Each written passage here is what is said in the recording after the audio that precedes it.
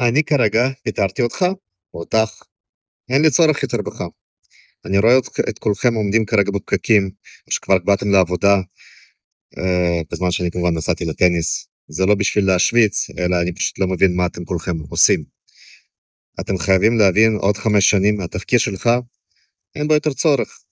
אם אתם עכשיו לא תופסים מקום בעולם החדש של הבינה המלאכותית, ולמצוא את עצמך איפה אתה נמצא, אם אתה חושב שהתפקיד שלך יישמר, אני מבטיח לך עוד 5 שנים, 10 שנים, אין לך תפקיד, אין לי בך צורך יותר.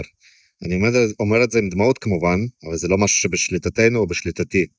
אין לי צורך יותר לרואה חשבון, אין לי צורך יותר לעורך דין, אין לי צורך יותר לכל הדברים שאני עושה בתוך החברה. וגם אם כן, כמות האנשים שעכשיו ידעו את העבודה, היא כל כך גדולה, זאת אומרת, גם אתה חושב שצריכים אותך, כמות המתחרים שיהיה לך עכשיו היא אינסופית. כי אם לפני כן הידע היה צריך ללמוד, למצוא, לחפש, עכשיו הוא זמין.